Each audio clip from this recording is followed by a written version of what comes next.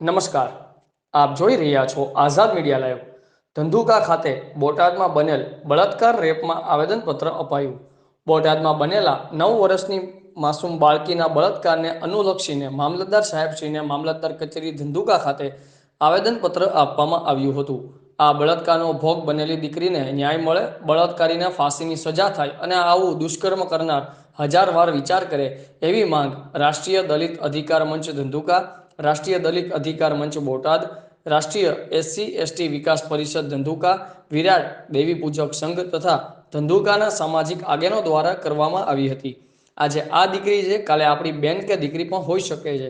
બેટી બચાવો બેટી પઢાઓ ના નારાને સાર્થક કરીએ અને આરોપીને ફાંસીની સજા થાય એવી ઉગ્ર માંગ કરવામાં આવી હતી।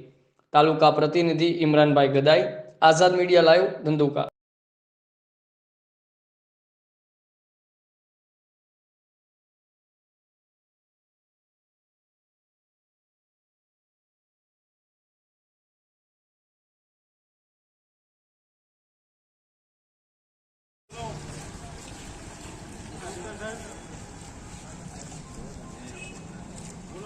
न्याय आपो, न्याय आपो, भारती बहन ने न्याय आपो, न्याय आपो, भारती बहन ने न्याय आपो, भारती बहन ने न्याय आपो, आरोपी ने फांसी दो, फांसी आपो, भारती बहन भारती बहन भारती बहन आरोपी ने फांसी आपो, फांसी आपो।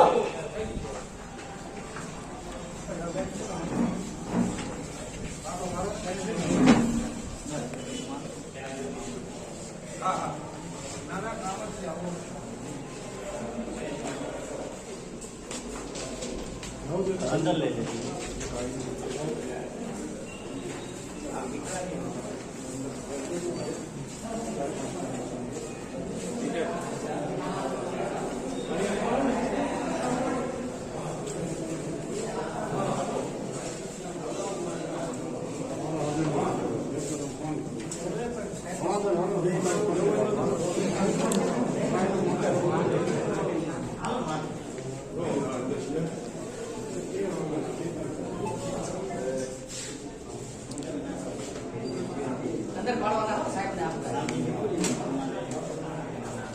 वीडियो बंद कर दो। તારીખ 15/1/2023 ના રોજ બોટાદ ખાતે માસૂમ બાળકીની જે બલાત્કાર કરી અને મર્ડર કેસની અંદર એક માસૂમ સમાજની દીકરીને મર્ડર થઈ ગયું એ બદલ 302 પોક્સોની એક્ટ મુજબ સજા તો થવાની જ છે, પણ ગુજરાતની અંદર મોરબી, મોડાસા, મોરસિયા ઘણા બધા ધોળકા જગ્યાએ આવા બનાવો બનતા હોય છે।